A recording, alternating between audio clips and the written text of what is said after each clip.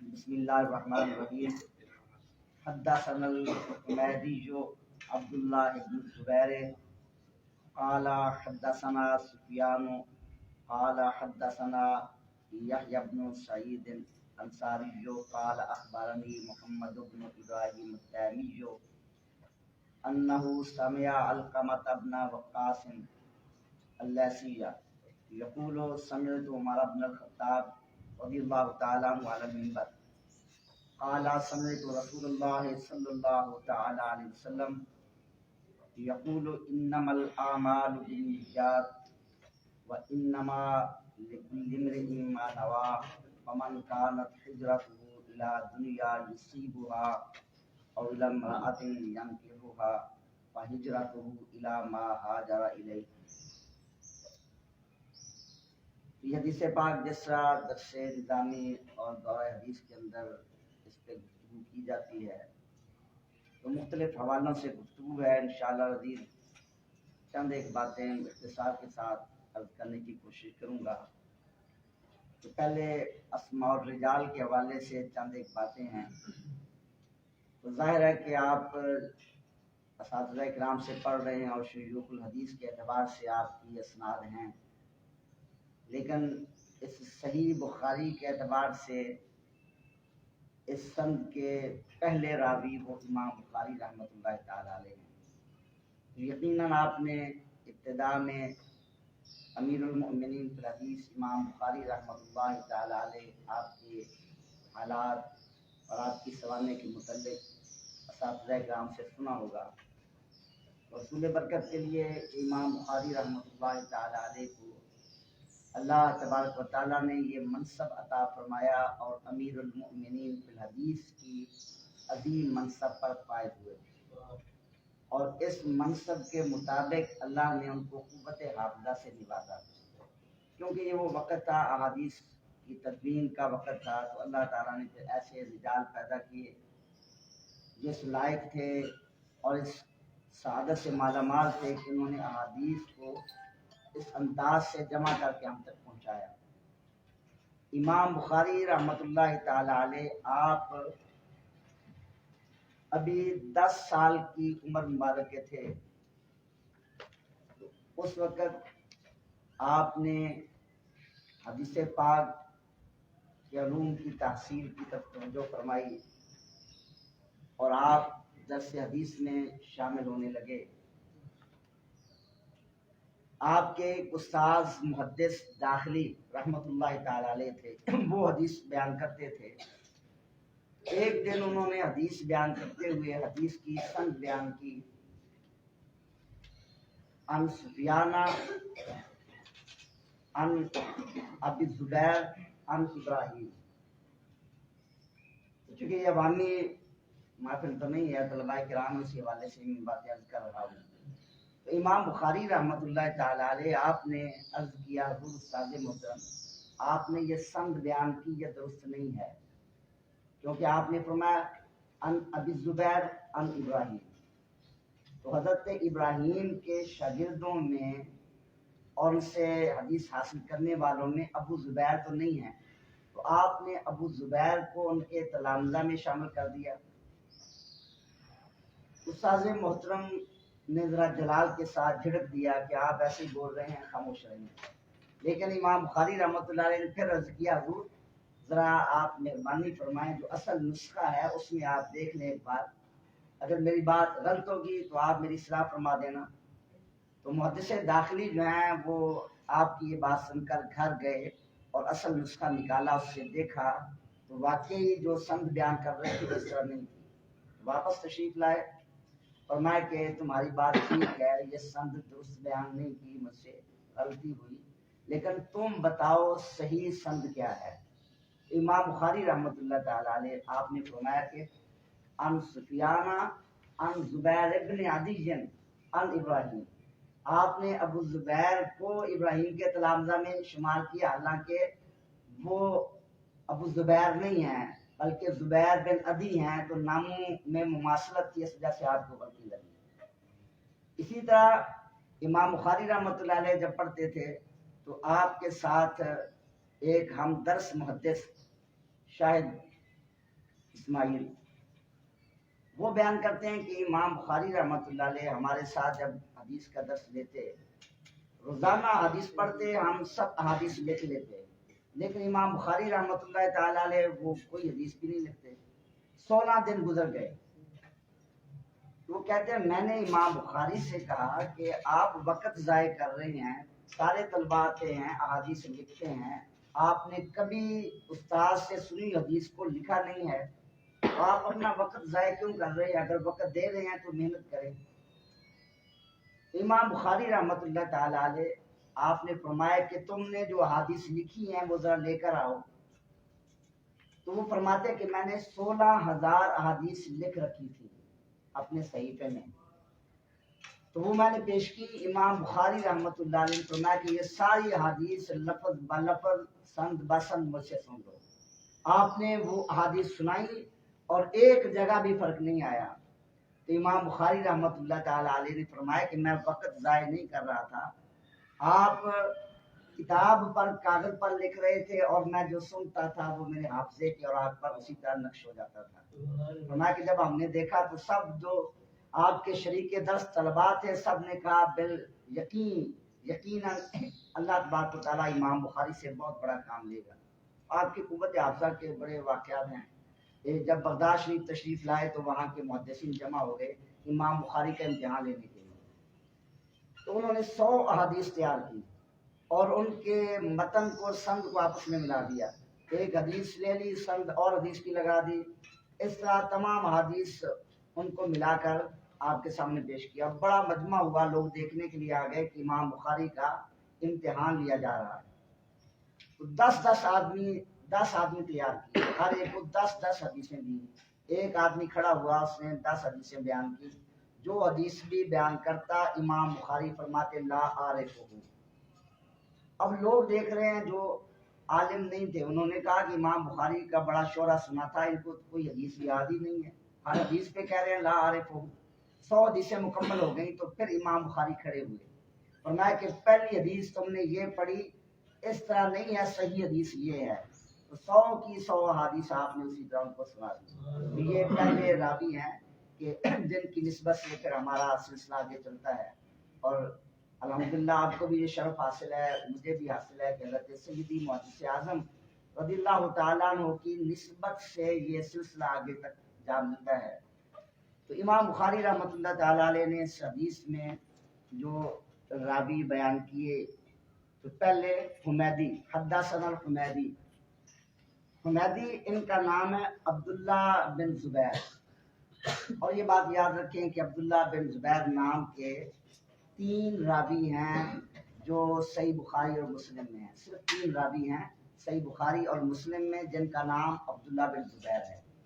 ایک عبداللہ بن زبیر جو صحابی رسول ہے، ایک عبداللہ بن زبیر بصری، اور ایک یہ عبداللہ بن زبیر جو امام بخاری کے استاد ہیں، اور یہ امام شافعی رحمۃ اللہ تعالیٰ علیہ کے شاگرد بھی ہیں۔ یہ حمیدی امام شافعی رحمۃ اللہ علیہ کے شاگرد ہیں۔ امام بخاری نے بھی حدیث سے بیان کی، اور امام ابو داؤد نے اپنی سنن میں، امام نسائی نے، اور اسی طرح امام مسلم رحمۃ اللہ تعالیٰ علیہ نے صحیح مسلم کے مقدمہ میں ان سے حدیث بیان کی۔ اور دوسرے راوی وہ سفیان، یہ سفیان بن عیینہ، یہ بھی مشہور راوی ہیں صحیح بخاری کے، اور امام بخاری رحمۃ اللہ تعالیٰ علیہ کے دادا استاد ہیں، اور یہ امام شافعی رحمۃ اللہ تعالیٰ علیہ کے بھی استاد ہیں۔ اس کے بعد آگے جو راوی آ رہے ہیں، ایک محمد یحییٰ بن سعید انصاری، یحییٰ بن سعید انصاری، تو یہ وہ راوی ہیں جن پر اس حدیث کا دار و مدار ہے، کیونکہ اس حدیث کو حضرت عمر فاروق رضی اللہ تعالیٰ عنہ نے نبی پاک صلی اللہ علیہ وسلم سے سنا، صرف حضرت عمر فاروق نے، کسی اور صحابی نے نہیں۔ حضرت عمر فاروق رضی اللہ تعالیٰ عنہ سے حضرت علقمہ بن وقاص لیثی انہوں نے سنا، اور حضرت علقمہ بن وقاص سے محمد بن ابراہیم تیمی نے، اور ان سے یحییٰ بن سعید انصاری نے۔ تو یہاں تک ایک راوی ہیں، اس لحاظ سے یہ حدیث غریب ہے، لیکن آگے جا کر یہ حدیث مشہور ہو جاتی ہے۔ تو یہ یحییٰ بن سعید انصاری یہ بنیادی راوی ہے، اور جو بھی راوی بیان کریں گے انہی کے حوالے سے بیان کریں گے، تو ان تک حدیث غریب ہے اور آگے جا کر یہ حدیث مشہور ہو جاتی ہے۔ تو اس لحاظ سے اس حدیث کی سند میں یہ خاصیت ہے کہ یہ غریب بھی ہے اور ایک اعتبار سے مشہور بھی ہے، لیکن اس کو متواتر نہیں کہا جائے گا، کیونکہ متواتر تو وہ ہے کہ سارے راوی حد تواتر کو پہنچے ہوئے ہوں، تو وہ چیز اس سند میں نہیں ہے۔ البتہ ان کے بعد جو راوی ہیں وہ سارے تواتر کی حد تک پہنچے ہوئے ہیں۔ تو یہ تین راوی جو بیان کیے گئے، ایک یحییٰ بن سعید انصاری، اور پھر محمد بن ابراہیم تیمی اور علقمہ بن وقاص۔ ان میں علقمہ بن وقاص جو ہیں، انہوں نے حضرت عمر فاروق رضی اللہ تعالی عنہ سے اس حدیث کو سنا۔ بعض محدثین نے ان کو صحابہ کرام میں شمار کیا ہے، لیکن جمہور کا نظریہ یہ ہے کہ یہ صحابی نہیں، تابعی ہیں۔ تو جمہور کے قول کو جب اختیار کیا جائے، اس کے مطابق اس حدیث میں مسلسل تین تابعی ہیں، یعنی حضرت عمر فاروق سے روایت کرنے والے یہ علقمہ بن وقاص، آگے ان سے راوی محمد بن ابراہیم تیمی، اور ان سے راوی یحییٰ بن سعید، یہ تینوں تابعی ہیں۔ تو یہ بھی اس حدیث کی خصوصیت ہے کہ تسلسل کے ساتھ اس میں تین تابعی راوی پائے جاتے ہیں۔ تو حدیث کے متعلق چند ایک باتیں لغت کے حوالے سے، نحو کے حوالے سے، معنی بیان وغیرہ کے حوالے سے، احکام کے حوالے سے اختصار کے ساتھ بیان کرتا ہوں۔ اور پہلے لغت کے حوالے سے فرمایا انما الاعمال بالنیات۔ الاعمال عمل کی جمع ہے، افعال فعل کی جمع ہے، قریب قریب مفہوم ہے اعمال کا افعال کا، لیکن حدیث پاک میں انما الاعمال فرمایا، انما الافعال نہیں فرمایا۔ نبی پاک صلی اللہ علیہ وسلم کا کلام عظیم الشان بلاغت کا حامل ہے، تو اعمال اور افعال میں کچھ فرق ہے کہ عمل کا لفظ بولا جائے تو اس کا اطلاق عمل بالجنان، عمل بالارکان اور عمل باللسان، تینوں پر، زبان، دل اور اعضاء سے جو افعال صادر ہوں تینوں پر اس کا اطلاق ہوتا ہے۔ لیکن فعل کا لفظ بولا جائے جو متبادر معنی ہے، اگرچہ فعل بھی بعض اوقات تینوں کے لیے استعمال ہوتا ہے، لیکن متبادر معنی جو ہے فعل کا وہ اعضائے جوارح کے ذریعے جو افعال ادا کیے جائیں۔ اگر انما الافعال فرمایا جاتا تو پھر صرف وہ افعال مراد ہوتے جو اعضاء کے ذریعے ہوتے ہیں، زبان کے ذریعے، دل کے ذریعے، وہ اس میں شامل نہ ہوتے۔ تو اس لیے انما الاعمال فرمایا تاکہ تمام افعال کو یہ کلمات شامل ہوں۔ آگے فرمایا انما الاعمال بالنیات۔ النیات نیت کی جمع، اور نیت کا لغوی معنی دل کا پختہ ارادہ، یہ اس کا لغوی معنی ہے، لیکن یہاں اس کا شرعی اصطلاحی معنی ارادہ طاعت، عبادت کا ارادہ۔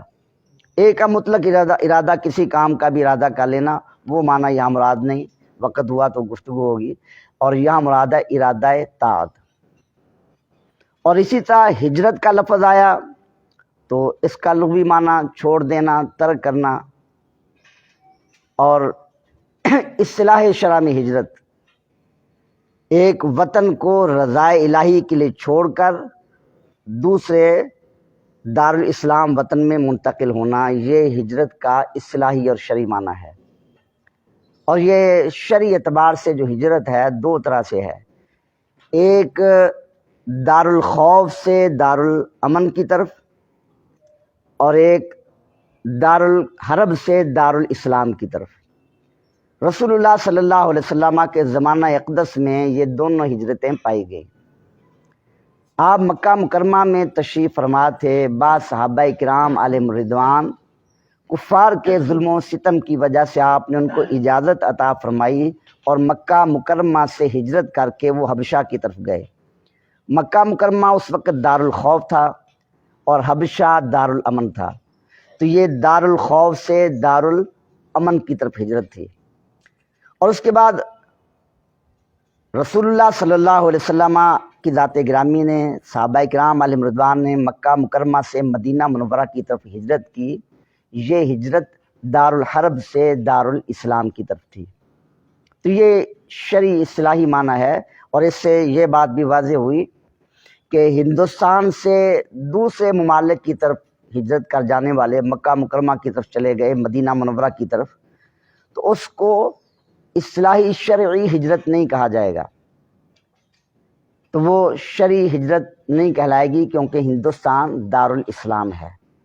آپ نے بھی اس میں باتیں سنی ہوگی، حضور سیدی فاضل بریلوی رحمۃ اللہ تعالیٰ علیہ کے فتاوی اس بارے میں معروف ہیں۔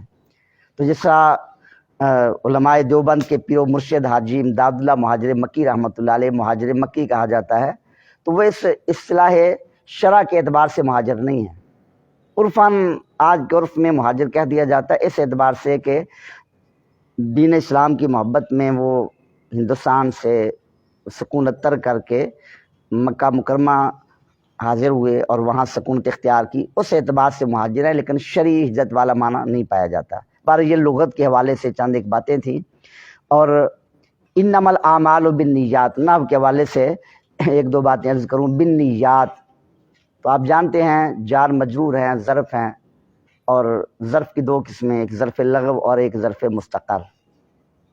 اب یہ ظرف مستقر ہے، اس کا متعلق کیا ہے؟ ویسے متعلق یہ دونوں جار مجرور اور جس کے آگے متعلق ہوں گے ان کو بھی بولا جاتا ہے، مگر فرق کیا جاتا ہے اصطلاح میں، جار مجرور کو متعلق لام کے کسرہ کے ساتھ، اور جس فعل یا شبہ فعل کے یہ متعلق ہوں اس کو متعلق کہا جاتا ہے۔ تو یہ متعلق ہے ظرف مستقر، اس کا متعلق کیا ہے؟ احناف کے نزدیک اس کا متعلق افعال عامہ میں سے ہوگا، حاصلتن کائنتن، کون ثبوت اصول وجود درس نظامی والے طلباء جانتے ہیں، افعال عامہ میں سے کوئی فعل شبہ فعل جو ہے نا اس کا متعلق ہے۔ شفافے کے نزدیک خاص فعل صحیحتن، تو یہ آگے جا کر اس پہ عرض کروں گا، شفافے احناف کا اس میں جو اختلاف ہے۔ اور پھر نحو کے اعتبار سے ایک بات یہ بھی ہے کہ حدیث پاک کے مفہوم پہ بعد میں گفتگو ہوگی۔ فرمایا فمن کانت ہجرتہ الی دنیا یصیبھا او الی امرأۃ ینکحھا فہجرتہ الی ما ہاجر الیہ۔ تو یہ کانت ہجرتہ جو ذکر کیا اس میں، کانت جو ہے یہ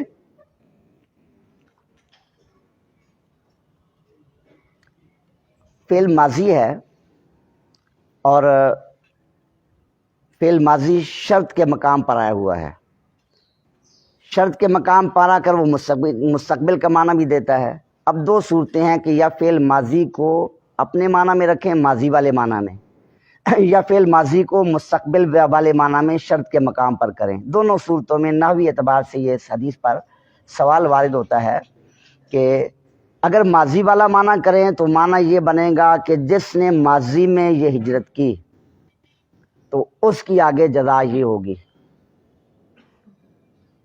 اور اگر شرط کے اعتبار سے معنی کریں تو معنی یہ بنے گا جو آئندہ ہجرت کرے گا اس کا یہ حکم ہوگا۔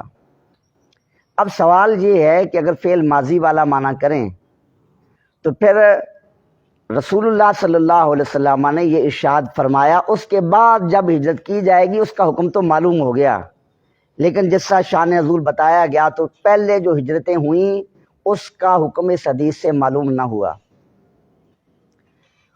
اور اگر اس کو ماضی والے معنی میں رکھیں تو ماضی میں جو ہجرت ہوئی اس کا حکم تو آ گیا، لیکن آگے مستقبل میں جو ہجرتیں واقع ہوں گی یا ہوئیں ان کا حکم یہاں سے معلوم نہیں ہوا۔ تو پھر حدیث پاک کے کلمات دونوں زمانوں کے حکام کو شامل نہ ہوئے، جبکہ مقصود تو ایسا حکم بیان کرنا ہے جو ماضی اور مستقبل دونوں کو شامل ہو۔ یہ اس پر ایک نحوی سوال ہوتا ہے، تو اس کا محدثین نے جواب دیا کہ یہاں یا تو فعل ماضی فعل ناقص یہ زائد ہے، لفظوں میں ذکر کیا اور معنی مراد نہیں ہے، یا پھر یہ مجرد عن زمان ہے۔ دونوں صورتوں میں قرآن مجید میں اس کی مثال ہے، انہ کان فاحشۃ و مقتا وساء سبیلا۔ کانا فعل ماضی ذکر کیا، مگر یہاں اس کو محدثین نے لکھا، تفاسیر میں بھی یہ ذکر کیا گیا، یا یہ زائد ہے یا زمانے سے مجرد ہے. تو دونوں صورتوں میں پھر معنی یہ نہیں ہوگا کہ ماضی میں جس نے ہجرت کی یا جو مستقبل میں ہجرت کرے گا، بلکہ معنی کہ مطلق ہجرت کا آگے حکم یہ ہے، زمانے کا اس میں اعتبار نہیں، لہذا ماضی مستقبل سب کو یہ حکم شامل ہے. تو یہ نحو کے اعتبار سے ایک دو باتیں ذکر کی تھی. اسی طرح یہ لفظ آیا ہوا ہے انما لمر اما نوا، امراؤن مرد. اب اس کی راہ جو ہے اس کے متعلق یہ الفاظ غریبہ میں سے ہے کہ اس کے حمزہ جو آخر میں آ رہا ہے، اس حمزے پر جو اعراب آئے گا نحوی اعتبار سے، راہ پر بھی وہی حرکت دی جائے گی.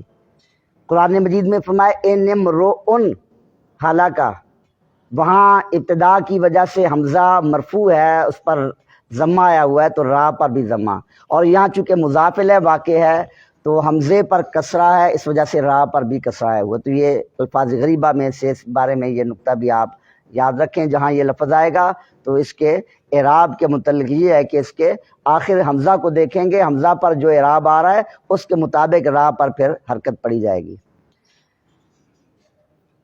باقی اس حدیث پاک میں کچھ علم معنی کے اعتبار سے گفتگو انما ذکر کیا گیا. آپ نے پڑھا ہوگا درس نظامی کی کتاب دروس البلاغہ، تلخیص المفتاح، مختصر مطول وغیرہ میں. تو انما کلمہ حصر، قصر. اور قصر کسے کہتے ہیں؟ ایک شے کو دوسری چیز کے ساتھ خاص کر دینا. جو حصر کے 7 طریقے ہیں، ان طریقوں میں سے کسی ایک طریقے کے ذریعے ایک چیز کو دوسری کے ساتھ خاص کر دینا. ایک کو کہیں گے مقصور، جسے خاص کیا گیا، اور جس کے ساتھ خاص کیا گیا اسے کہیں گے مقصور علیہ. تو یا تو یہ حصر والا معنی دینے کے لیے انما ہے، یا پھر انما تاکید کے لیے ہے. اگر انما تاکید کے لیے ہو تو آگے الاعمال جمع مرب باللام استغراق والا فائدہ دے رہی ہے، اس سے بھی حصر والا معنی سمجھا جا رہا ہے. کیونکہ انما کے ذریعے حصر والا معنی کریں تو معنی یہی بنے گا کہ کوئی بھی عمل ہو نیت کے بغیر نہیں ہے. تفصیل آگے آئے گی، کوئی بھی عمل ہو نیت کے بغیر نہیں ہے. اور اگر انما کو تاکید کے لیے لے لیں تو آگے الاعمال جمع والا معنی کریں گے، سارے کے سارے اعمال نیت کے ساتھ ہی ہوتے ہیں، تو اس سے بھی حصر والا معنی حاصل ہو جائے گا، تاکید بھی آ جائے گی. بہر صورت دونوں صورتوں میں یہاں حصر والا معنی ہے.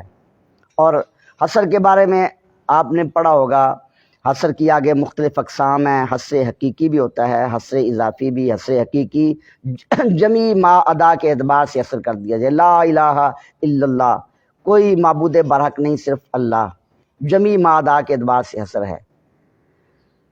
یا نبی پاک صلی اللہ علیہ وسلم کہ آپ کے علاوہ کوئی خاتم النبیین نہیں ہے، تو خاتم النبیین کا نبی پاک صلی اللہ علیہ وسلم میں حصر کیا گیا، یہ حصر بھی حصر حقیقی کہلائے گا. اور پھر حصر اضافی وہ بعض ما سوا کے اعتبار سے حصر ہوتا ہے. جیسا کہا جائے کہ شاہ سوار وہ زید ہی ہے، شہر کے اعتبار سے شہر میں عالم زید ہی ہے، شہر کے اعتبار سے، محلے کے اعتبار سے، ملک کے اعتبار سے وہ حصر اضافی کہلاتا ہے. اور پھر حصر حقیقی یا اضافی کی آگے قسمیں ہیں. ایک صفت کا موصوف پر حصر، یہ صفت صرف اسی موصوف میں پائی جاتی ہے. ایک موصوف کا صفت پر حصر، یہ موصوف صرف اسی صفت پر بند ہے. یہ 2 قسمیں ہیں.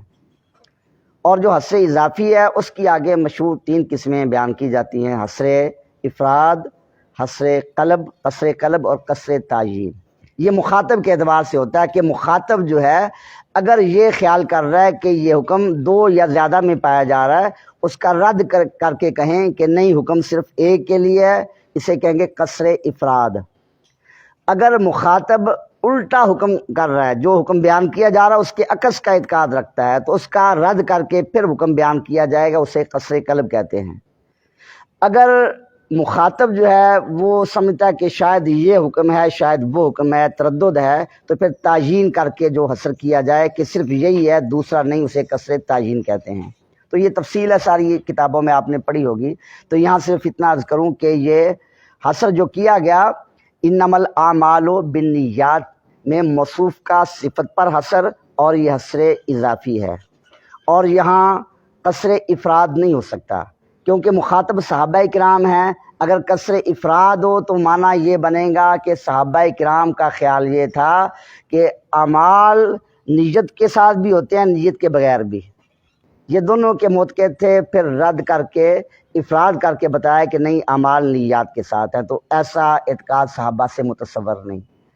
اور اگر کسر قلب لیا جائے وہ بھی یہاں مراد نہیں ہے، کیونکہ کسر قلب کی صورت میں معنی یہ بنتا ہے کہ مخاطبین کا خیال تھا کہ اعمال بغیر نیت کے ہوتے ہیں، تو پھر ان کا رد کیا کہ نہیں، اعمال نیت کے ساتھ ہوتے ہیں. تو یہ معنی بھی ایسا ہے کہ عاقل اس کا تصور نہیں کرے گا کہ اگر مخاطبین کا اعتقاد یہ تھا کہ نیت کے بغیر عمل ہوتے ہیں تو پھر نیت کے ساتھ بطریق اولا ہو جائیں گے، پھر اس کا بھی قائل ہونا چاہیے تھا.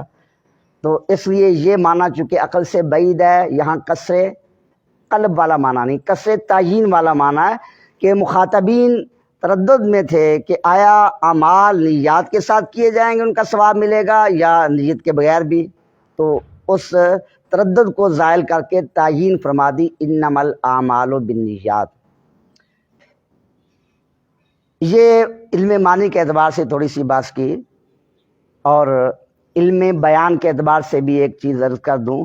فرمایا انما من کان ہجرتہ الی دنیا یصیبھا، جس نے ہجرت کی دنیا کے لیے، یصیبھا تاکہ دنیا کو حاصل کرے. یصیبو یہ باب افعال سے اس کا مصدر ہے الاصابہ، تیر بہدف رسیدن، تیر کا اپنے نشانے پر پہنچ جانا، یہ اس کا لغوی معنی ہے.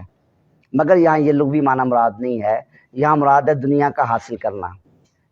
تو حقیقی معنی مراد نہیں لیا گیا. آپ جانتے ہیں لفظ بول کر اس کا حقیقی معنی موصولہ مراد لیا جائے وہ حقیقت کہلاتا ہے، معنی غیر موصولہ مراد لے اسے مجاز کہتے ہیں. اور پھر مجاز میں معنی موصولہ، غیر موصولہ میں تشبیہ کا علاقہ ہوگا یا غیر تشبیہ کا. اگر غیر تشبیہ کا 24 یا 25 علاقے ہیں، ان میں سے کوئی علاقہ ہو، وہ مجاز مرسل کہلاتا ہے. جیسے انی آسر خمرہ، میں شراب نچوڑتا ہوں، شراب تو نہیں، انگور نچوڑ رہے تھے، تو یہ مجاز مرسل ہے. اور اگر علاقہ تشبیہ کا ہو تو اسے استعارہ کہتے ہیں. استعارہ کی آگے بہت سی اقسام ہیں. اور پھر استعارہ میں ایک قسم ہوتی ہے استعارہ طبعیہ اور ایک استعارہ اصلیہ. اگر لفظ مستعار وہ اس میں جنس ہو اس کو استعارہ اصلیہ کہتے ہیں، اگر فعل یا حرف وغیرہ ہو تو اسے استعارہ طبعیہ کہا جاتا ہے. یہاں استعارہ طبعیہ ہے. وہ اس طرح استعارہ طبعیہ میں یہ ہوتا ہے کہ پہلے جو مصدر ہیں دونوں کے مشبہ مشبہ بہی کے، ان میں تشبیہ دی جاتی ہے. ان میں تشبیہ دینے کے بعد پھر جو مشبہ بہی والا مصدر ہے اس سے کوئی فعل مشتق کر کے اس کو مشبہ کے لیے استعمال کیا جاتا ہے. تو یہاں بھی یہی صورت ہے کہ اصابت مصدر تھا جس کا لغوی معنی تیر کا نشانے پر پہنچنا، اس کو بنایا مشبہ بہی، اور دنیا کے حصول کو بنایا مشبہ، کیونکہ جب دنیا حاصل کر لے گا مقصد پورا ہو جائے گا، اور تیر نشانے پر پہنچ جائے گا تب بھی مقصود حاصل ہو جائے گا. تو یہ وجہ شبہ ہے حصول مقصود. اس وجہ شبہ کی بنا پر تشبیہ دی اپنا وہ دنیا کے حصول کو تیر کے نشانے تک پہنچ جانے سے. اور پھر جو مشبہ بہی مصدر سا اس سے فعل مشتق کیا یصیبو، اس کو مشبہ کے لیے استعمال کیا، تو یہ استعارہ طبعیہ بنا.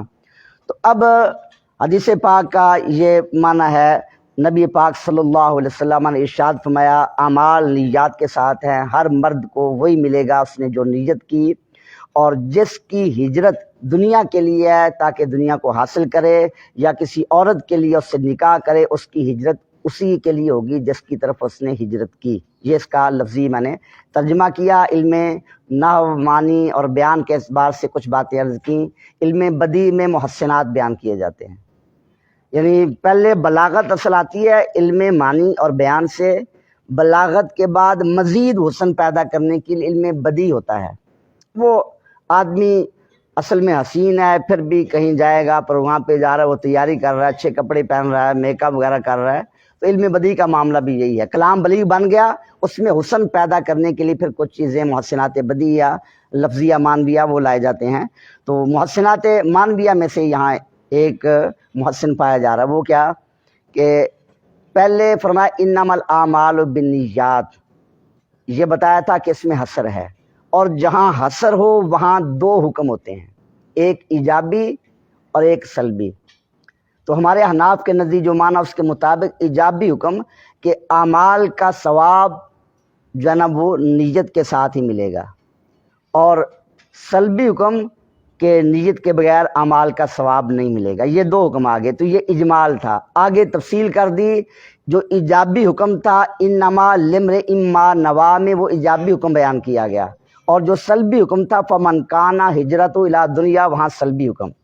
اور یہ ایک طریقہ تعلیم ہے کہ پہلے اجمال پھر تفصیل۔ پہلے اجمال بیان کریں گے، جیسا آپ پڑھتے ہیں شرح تہذیب کافیہ وغیرہ، وہاں پہلے سوال کیا جاتا ہے پھر جواب دیا جاتا ہے، اور رسول اللہ صلی اللہ علیہ وسلم کا طریقہ تعلیم بھی یہی تھا۔ آپ بعض اوقات صحابہ کرام سے آپ نے حدیث پڑھی ہوگی، کھجور کے بارے میں سوال کیا تو لوگ سوچنے لگے صحابہ کرام کہ یہ جواب ہے، مختلف درختوں کے نام ذہن میں آئے، لیکن حضرت عبداللہ ابن عمر وہ کم سن تھے، ان کے ذہن میں جواب آ گیا مگر بولے نہیں ادب کی بنا پر۔ بعد میں حضرت عمر فاروق سے عرض کیا ابا جان مجھے جواب معلوم تھا لیکن ادب کی وجہ سے میں نہیں بولا۔ فرمایا کہ بیٹا اگر تم جواب دیتے مجھے دنیا و ما فیہا سے زیادہ محبوب ہوتا کہ میرے آقا کریم علیہ السلام کی بارگاہ میں تم نے یہ کامیابی حاصل کی۔ تو بہرحال یہ ایک طریقہ تعلیم، پہلے اجمال پھر تفصیل، کیونکہ جب اجمال بیان کیا جائے گا پورا وہ اجمالی خاکہ ذہن میں آ جائے گا، اور ذہن تلاش کرے گا انسان کے ذہن کی یہ خاصیت، اور اس میں یہ طلب ہوتی ہے کہ اب اس کی تفصیل بھی ہو، شوق پیدا ہوگا، طلب آ جائے گی، جستجو کرے گا اور مشقت کرے گا، پھر طلب کے بعد اسے تفصیل بتائی جائے گی تو ذہن پہلے اس کے لیے تیار ہے، وہ تفصیل کو قبول کر لے گا، اس سے حکم کی اہمیت معلوم ہوگی، وہ حکم اس کے ذہن میں راسخ ہو جائے گا۔ نبی پاک علیہ السلام ہر شعبے میں آپ نے رہنمائی فرمائی، تو طریقہ تعلیم میں بھی یہ رہنمائی ہے کہ پہلے اجمال پھر تفصیل، تو یہاں بھی یہ طریقہ، وہ میں اختصار کے ساتھ باتیں عرض کر رہا ہوں۔ آخری بات میں عرض کرتا ہوں، وہاں یہ مختلف علوم کے اعتبار سے اس حدیث میں کافی ساری چیزیں ہیں، تو اب صرف جو ضروری بات احکام کے اعتبار سے، جیسا میں نے شروع میں عرض کیا تھا احناف شوافے کا اس میں اختلاف ہے۔ شوافے جو ہیں ان کے نزدیک حدیث کا مفہوم کیا ہے؟ شوافے یہ فرماتے ہیں کہ افعال دو طرح کے ہیں، ایک مقاصد بالذات ہوتے ہیں، نماز پڑھنا، روزہ رکھنا وغیرہ، ایک ان کے وسائل، جیسے وضو نماز کے لیے وسیلہ ہے، نماز کی چابی ہے، غسل وغیرہ، یہ وسائل کہلاتے ہیں۔ تو یہاں تو الاعمال میں استغراق ہے، تمام کے تمام اعمال مراد ہیں، اور بالنیات خبر کے مقام پر ظرف واقع ہے۔ تو اب اس کا متعلق جب قرینہ موجود نہیں عام نکالا جائے گا تو معنی یہ بنے گا کہ کوئی بھی عمل ہو، چاہے وہ مقاصد میں سے ہو، وسائل میں سے ہو، نیت کے بغیر نہیں ہوتا، لیکن یہ معنی درست نہیں ہے، نیت کے بغیر بھی کام کر لیے جاتے ہیں، تو پھر نبی پاک صلی اللہ علیہ وسلم کے فرمان کا کذب تو تصور نہیں کیا جاتا، لہذا شوافے فرماتے ہیں کہ پھر یہاں تعویل کرنی پڑے گی، تو وہ مجاز کا ارتکاب کرتے ہیں کہ ذکر تو کیا کہ کوئی بھی عمل حاصل نہیں ہوتا نیت کے بغیر، لیکن پھر عمل بول کر مراد اعمال کا حکم لے لیا، عمل سبب ہے اور حکم مسبب ہے، سبب بول کر بطور مجاز مرسل حکم مراد لے لیا کہ اعمال کا حکم نیت کے بغیر نہیں ہے۔ اب اعمال کے حکم دو طرح کے ہیں، ایک حکم اخروی ہے کہ اس عمل پر ثواب کیا ہوگا، ایک حکم دنیاوی ہے کہ وہ عمل صحیح ہو جائے گا، نماز پڑھی نماز صحیح ہو گئی، فرض ادا ہو گیا، یہ اس کا دنیاوی حکم ہے۔ تو شوافے نے کہا کہ اعمال کا ثواب کب ملتا ہے؟ جب عمل صحیح ہو، اور عمل صحیح کب ہوتا ہے؟ جب عمل پایا جائے، تو عمل بنیاد ہے اور صحت اس عمل پر متفرع ہے، اور ثواب صحت پر متفرع ہے۔ تو شوافے یہ فرماتے ہیں کہ ثواب یہ متفرع ہے صحت پر، اور صحت متفرع ہے عمل پر، تو پھر ثواب کی جو عمل کے ساتھ نسبت ہے یہ ذرا دور کی ہے، اور صحت کی نسبت بغیر واسطے کے قریب والی ہے، تو قریب مراد لیا جائے گا، اور معنی یہ بنے گا کہ کوئی عمل بھی شرعاً صحیح نہیں ہوتا، معتبر نہیں ہوتا جب تک نیت نہ کی جائے، چاہے وہ عمل مقاصد بذات میں سے ہو، چاہے وسائل میں سے، نماز، روزہ، وضو، غسل وغیرہ، کوئی بھی نیت کے بغیر صحیح نہیں۔ یہ شوافے کا استدلال ہے، لیکن احناف وہ فرماتے ہیں کہ وضو وغیرہ جو ہیں ان میں نیت ضروری نہیں ہے، اگر نیت نہ بھی کی جائے وضو ادا ہو جائے گا، صحیح ہو جائے گا، نماز کے لیے وہ وسیلہ بن سکتا ہے۔ اب پہلی بات یہ کہ شوافے نے جو دلیل دی اس کا جواب کیا ہے؟ تو اس کے جواب کے احناف نے مختلف طریقے اختیار کیے. آپ نے علم مناظرہ میں پڑھا ہوگا اور اصول فقہ میں القول بالموجب، یہ بھی جواب کا ایک طریقہ ہے کہ جو مد مقابل ہے، جو دلیل دے رہا ہے، اس دلیل سے جو کچھ لازم آ رہا اس کو مان لیا جائے، اس کو مان لینے کے بعد جواب دیا جائے. ہم احناف کہتے ہیں کہ آپ کی بات ہم مانتے ہیں کہ حدیث پاک سے یہ ثابت ہوا کہ کوئی بھی عمل نیت کے بغیر صحیح نہیں ہوگا. یہ بات ہمیں تسلیم ہے، قول بالموجب، اس کو مان لیا ہم نے. لیکن صحیح نہ ہونے سے مراد کیا ہے؟ تو صحیح نہ ہونے سے مراد یہ نہیں کہ وہ اگر وسیلہ ہے تو وسیلہ بھی نہیں بنے گا اور اس سے نماز ادا نہیں کی جا سکے گی، بلکہ صحیح ہونے سے مراد ہے وہ عبادت نہیں بنے گا. اگر وضو نیت کے بغیر کیا گیا صحیح ہو جائے گا، نماز پڑھ سکے گا، مگر وہ نماز کے لیے چابی بن جائے گا، ثواب نہیں ہوگا. غسل کریں گے صحیح ہو جائے گا، مگر وہ عبادت نہیں بنے گا. تو یہ معنی ہے قول بالموجب کہ ہم نے آپ کی بات تسلیم کر لی. اگر آپ یہ کہیں کہ عمل صحیح بھی نہیں ہوگا، وسیلہ بھی نہیں بنے گا، تو پھر تو بڑی خرابی لازم آئے گی. کچھ اور بھی وسائل ہیں، جیسا وہ شرمگاہ کا ڈھانپنا وغیرہ ہے، لباس وغیرہ، یہ چیزیں بھی ہیں. نیت نہ بھی کرے آپ بھی مانتے ہیں کہ وہ وسیلہ بن جاتی ہیں. وہ اگر آدمی کپڑے پہنے ہوئے ہیں، نیت نہیں کہ میں نے اس لیے پہنے ہیں نماز پڑھوں گا، یہ نیت نہیں بھی نماز پڑھیں، شافعی بھی پڑھیں گے، وہ مانتے نماز ہو جائے گی. تو جب باقی وسائل کو آپ مان رہے ہیں کہ نیت کے بغیر وہ شرعاً معتبر ہیں، تو پھر یہاں بھی ماننا پڑے گا. یہ ہماری طرف سے، احناف کی طرف سے شوافی کے استدلال کا جواب ہے. ہماری طرف سے جو استدلال کیا جاتا ہے تو ہم یہ کہتے ہیں کہ انما الاعمال بالنیات. اعمال یہ جیسا کہ پہلے عرض کیا استغراق والا معنی ہے، کوئی بھی اعمال ہو، اعمال چاہے از قبیل قلب چاہے از قبیل قالب، یعنی افعال جوارح کا عمل یا وہ اعضاء جوارح کا عمل، لسان کا عمل، کوئی بھی عمل ہو، سارے کے سارے اعمال نیات کے ساتھ ہوتے ہیں. نیت کا ذکر کیا. اب نیت کا لغوی معنی تو بتایا تھا، پختہ ارادہ، اور شرعی معنی ارادہ طاعت. تو ہم احناف کہتے ہیں کہ یہاں لغوی معنی مراد نہیں لے سکتے. پہلی بات تو یہ کہ یہ منصب نبوت کے مطابق نہیں. منصب نبوت یہ ہے کہ آپ شرعی احکام بیان کریں، تو لغوی معنی اگر لیں گے کہ کوئی بھی آپ عمل کریں، ارادہ ہوگا تو عمل ہوگا، یہ ایک ایسا معاملہ نہیں کہ جس پر شرعی حکم کا مدار ہو، تو یہ منصب نبوت کے شیعہ نشان نہیں ہے. اور دوسری وجہ یہ کہ جہاں کوئی لفظ آ جائے اس کا شرعی معنی بھی ہے، لغوی معنی بھی، تو پھر شرعی معنی کو ترجیح ہوتی ہے، خصوصاً جب قرینہ بھی پایا جائے. یہاں قرینہ بھی موجود ہے. آگے فمن کان ہجرت ہو، یہ ہجرت ایک شرعی عمل ہے اور وہ تفریح بٹھائی جا رہی ہے فا کے ذریعے ماقبل پر. یہ واضح قرینہ ہے کہ یہاں شرعی معنی نیت سے ارادہ طاعت مراد ہے. اور پھر تیسری وجہ یہ کہ تم شوافی بھی ارادہ طاعت والا معنی ہی لیتے ہو. اگر ویسے ارادہ لے لیں تو پھر تمہارا استدلال مکمل ہی نہیں ہوتا، کیونکہ اگر لغوی معنی لیں کہ ارادے کے بغیر عمل نہیں ہوتا، یہ بات تو ٹھیک ہے، اس میں کسی کو بھی اختلاف نہیں، تو پھر کلام صحیح ہو گیا، اس میں حکم وغیرہ ماننے کی ضرورت ہی نہیں جیسا آپ نے استدلال کیا. وہ تو کلام پھر خود بخود ٹھیک ہے کہ کوئی بھی کام کرے دل میں ارادہ ہوگا، چاہے اس طرف توجہ ہے یا نہیں، ارادے کے ساتھ ہی کام ہوگا. تو وہ حدیث کا معنی تو بالکل واضح تھا. پھر مجاز کا ارتکاب جیسے آپ نے کیا وہ ضرورت نہیں تھی. تو شوافی آپ بھی یہی معنی لے رہے ہیں، تو پھر بالاتفاق معنی یہ بنا کہ نیت سے مراد ارادہ طاعت. اب معنی یہ بنا کہ کوئی بھی عمل ہو ارادہ طاعت کے بغیر صحیح نہیں ہے. تو جب یہ معنی کریں گے تو اب اس صورت میں خرابی یہ لازم آئے گی کہ بظاہر تو یہ معلوم ہو رہا ہے کہ یہ معنی ٹھیک نہیں ہے. ہم عبادت کا ارادہ نہیں کرتے، عمل کر لیتے ہیں بہت سے اعمال. وہ ایسے مجھے بات یاد آ گئی کہ مولانا صاحب نے بیان کیا کہ وضو کے بغیر نماز نہیں ہوتی. ایک خان صاحب کھڑے ہوئے کہ میں تو روزانہ ہی پڑھ لیتا ہوں، میں تو پڑھ لیتا ہوں. انہوں نے کہا نماز نہیں ہوتی، وہ کہتے میں پڑھ لیتا ہوں. تو اب ارادہ طاعت، وہ آدمی کا ارادہ بھی نہیں، دل میں خیال بھی نہیں ارادہ طاعت کا، نماز میں چلا گیا، روزہ رکھ لیا یا وہ وضو کر لیا ارادہ طاعت کے بغیر. اما کوئی دکھلاوے کے لیے کر رہا ہے، کسی کو بچہ ہے باپ سے ڈر رہا ہے، وہ اس کو دے کر جلدی جلدی وضو کرنے لگا، ارادہ طاعت تو نہیں ہے. یا شاگرد ہے جو استاد صاحب آگے حاضری لگ جائے گی، نماز پڑھنی ہے تو جلدی جلدی کھڑے ہو گئے، کوئی ایسی صورت آ گئی پیش آپ کے بارے میں نہیں ہے تو بعض اوقات ایسا ہو جاتا ہے، تو وہاں ارادہ طاعت نہیں ہے، وہ نماز والا عمل پایا گیا. تو یہ چیز ہے کہ ارادہ طاعت کے بغیر تو بہت سے اعمال پائے جاتے ہیں، اور نبی پاک علیہ السلام کی شان ما ینطق عن الہوا ان هو الا وحی یوحی، آپ کا کلام کذب نہیں ہو سکتا، لہذا پھر یہاں تعویل کرنی پڑے گی مجازی معنی۔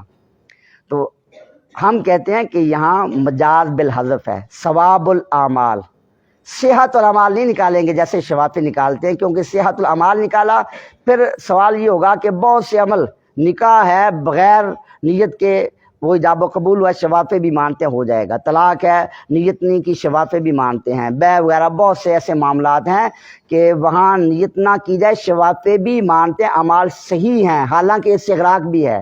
تو پھر اگر شوافے والا معنی لیا جائے، استغراق اپنے معنی پر باقی نہیں رہے گا، اس لیے ہم معنی یہ لیتے ہیں کہ استغراق والے معنی پر بھی حرف نہ، ثواب الاعمال بالنیات۔ اب معنی میں کوئی غبار نہیں ہے کہ کوئی بھی عمل ہو، چاہے وہ نماز ہے مقصود بالذات ہے، چاہے وسائل ہیں وہ ارادہ اطاعت کے بغیر نہیں، ارادہ اطاعت کریں گے تب وہ عبادت